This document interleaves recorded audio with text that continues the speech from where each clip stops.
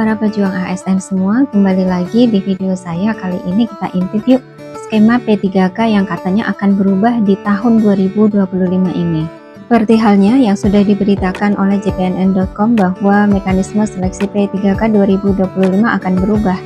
Katanya honorer sudah sama sekali ditiadakan. Yuk kita simak apa sih inti dari berita ini.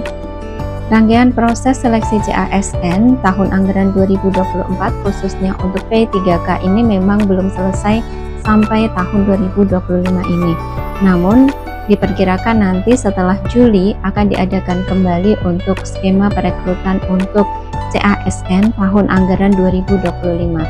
Namun seperti yang juga diberitakan di jpnn.com bahwa nantinya mekanisme seleksi P3K 2025 akan berubah. Itu sebabnya pemerintah berupaya menyelesaikan penataan honorer melalui jalur pengangkatan P3K maupun paruh waktu. Khusus dalam pengadaan jabatan fungsional guru, Kementerian Pendidikan Dasar dan Menengah Kemendikdasmen pun menggencarkan program pendidikan profesi guru atau PPG.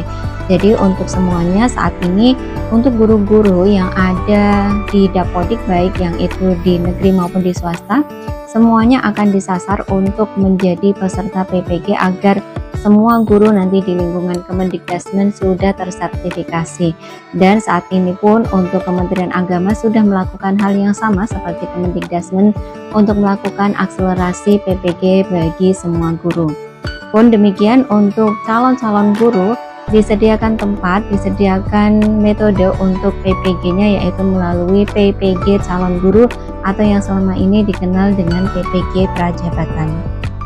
Berdasarkan keterangan dari Ibu Nunuk Suryani selaku Direktur Jenderal Guru Tenaga Kependidikan dan Pendidikan Guru atau Dirjen GTK dan PG, menurut beliau honorer yang ada di database BKN diselesaikan sesuai dengan Kemenpan RB nomor 348 tahun 2024. Jadi untuk teman-teman honorer yang sudah terdata dalam database BKN mungkin tahun ini atau tahun anggaran 2024 masih statusnya adalah sebagai nantinya akan diangkat sebagai P3K paruh waktu atau ASN P3K paruh waktu.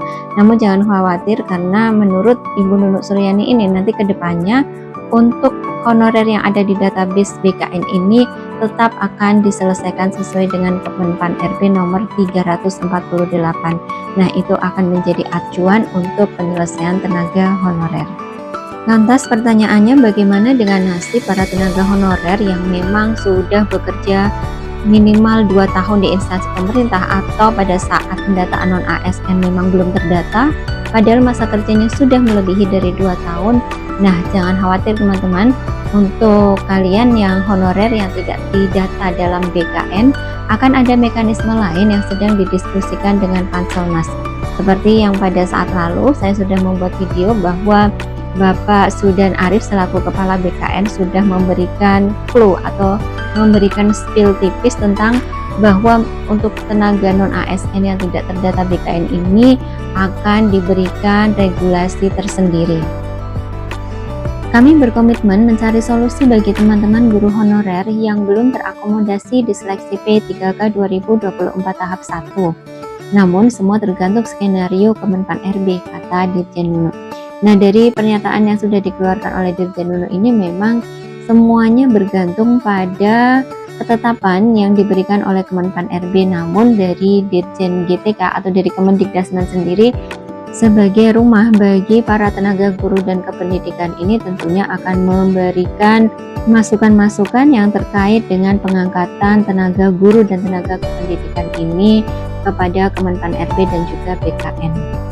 Terkait pertanyaan teman-teman dari P1 yaitu sebutan untuk passing grade 2021 atau sekarang disebutnya dengan pelamar prioritas, dan juga yang sudah mengikuti ujian disebutnya dengan R1, apakah masih tetap diprioritaskan pada seleksi P3K 2025 nanti? Dirjen Nunuk Suryani mengatakan bahwa akan ada perubahan signifikan pada penerimaan CASN 2025. Perubahan signifikan yang dimaksud juga ternyata membawa kabar buruk bagi teman-teman yang belum masuk pada seleksi CASN sebelumnya, yaitu Kemendikbudristek tidak lagi dalam kapasitas mengajukan usulan kebutuhan guru dan tendik. Usulannya langsung dari masing-masing Pemda. Padahal kita tahu sendiri bahwa memang selama ini permasalahan dari pengadaan P3K adalah bagaimana formasi tersebut tidak diusulkan oleh pemerintah daerah. Nah, ketika mekanisme ini berubah dikembalikan kepada pemerintah daerah, maka hal ini bisa jadi akan mempersulit untuk teman-teman yang belum mengikuti seleksi P3K dan ingin mengikuti seleksi P3K ini. Menurut beliau, untuk detailnya adalah Kemenpan RB yang tahu. Makanya kalau dibilang apakah sisa P1 akan diakomodasi di P3K 2025, beliau menjawab bahwa beliau belum tahu. Dalam berbagai kesempatan, Dirjen Nunuk mendorong para guru untuk ikut PPG. Itu karena kebijakan seleksi P3K ke depan akan mengutamakan lulusan PPG. Jadi teman-teman yang merupakan fresh graduate yang ingin nanti masuk untuk seleksi CASN tahun 2025 adalah bagi mereka-mereka yang sudah mempunyai sertifikat pendidik atau PPG dari Prajabatan. Dan dimungkinkan juga untuk nanti teman-teman yang akan mengikuti seleksi P3K di tahun 2025 adalah diutamakan yang sudah memiliki serdik. Jadi bagi teman-teman swasta yang ingin mengikuti, tentunya harus mempunyai serdik dulu agar nanti barangkali di mekanisme tahun 2025 dibuka kesempatan untuk lamar umum, nanti teman-teman yang sudah mendapatkan sertifikat pendidik ini akan mendapatkan afirmasi dan berkesempatan untuk mengikuti seleksi P3K tahun anggaran 2025. Untuk diketahui bersama bahwa seleksi P3K 2024 ini belum seluruhnya mengakomodir semua peserta prioritas 1 atau P1 yang dalam hal ini di Kemenpan RB nomor 348 itu ada di dalam pelamar prioritas. Banyak yang tidak mendapatkan formasi pada seleksi tahap 1, terutama bagi mereka guru-guru swasta yang berstatus R1D.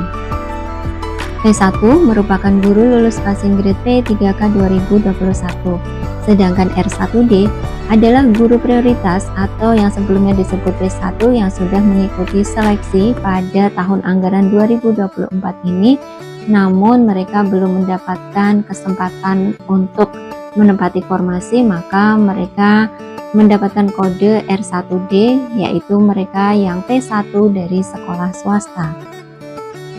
Ketua Forum Guru Lulus Passing Grade Pendidikan Menengah FGLPG Dikmen Provinsi Jawa Tengah, Nazif Eko Nugroho mengatakan bahwa di Jawa Tengah sendiri R1D masih banyak yang tersisa. Mereka bahkan sudah mendatangi Badan Kepegawaian Daerah atau BKD, namun katanya R1 tidak masuk dalam daftar optimalisasi. Ini sangat mengkhawatirkan guru prioritas yang merupakan peserta lulus passing grade P3K tahun 2021. Padahal jika menurut Kemenpan RB pelamar prioritas adalah mendapatkan penempatan yang pertama, kita bisa lihat juga dari urutannya yaitu R1. Jika R1 tidak mendapatkan penempatan maka akan ditempati oleh R2. Jika tidak ada maka ditempati oleh R3 dan juga R4. Dia menjelaskan walaupun jumlah R1 tidak banyak, tetapi R1 yang terdiri dari 4 klasifikasi, yaitu yang pertama adalah honorer K2, kemudian yang kedua adalah guru honorer negeri, kemudian yang ketiga adalah lulusan PPG, dan yang keempat adalah guru swasta yang pada saat tahun 2021 memang dipersilahkan untuk bisa mendaftar. Mereka ini berharap bisa dituntaskan tahun ini juga sesuai dengan Kemenpan RB nomor 348 bahwa mereka ini secara urutan merupakan pelamar prioritas yang ada di urutan pertama. Dia mengungkapkan sisa R1 di Dikmin Provinsi Jawa Tengah hanya tersisa 10 hingga 15%. Bahkan harapan yang digantungkan kepada pemerintah agar sisa R1 itu dituntaskan dengan adanya optimalisasi nanti. Sementara itu, menurut PLT Karohumas Hukum dan Kerjasama Badan Kepegawaian Negara BKN, Bapak Muhammad Ridwan menyampaikan istilah P1 agar tidak lagi dipakai karena berdasarkan Kemenpan RB nomor 348 tahun 2024 disebut sebagai pelamar prioritas. Semoga nantinya betul seperti apa yang diungkapkan oleh Dirjen Nunu pada saat awal tadi video, menjelaskan bahwa nanti untuk pengangkatan P3K ini akan diurutkan sesuai atau masih menggunakan dengan Kemenpan RB nomor 348, maka untuk penetapannya untuk yang akan menempati formasi tetap akan diurutkan sesuai dengan Kemenpan RB tersebut, yaitu mulai dari pelamar prioritas, kemudian yang kedua adalah honorer K2, yang ketiga adalah dari teman-teman yang sudah terdata dalam database BKN, dan yang keempat adalah dari teman-teman yang sudah mengajar atau mengabdi di instansi pemerintah minimal 2 tahun.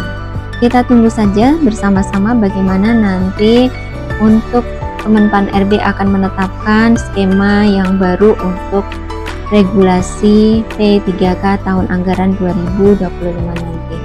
Demikian yang bisa saya sampaikan. Terima kasih sudah menonton. Jangan lupa share, like, dan komen untuk saling berbagi informasi. Salam pejuang ASN.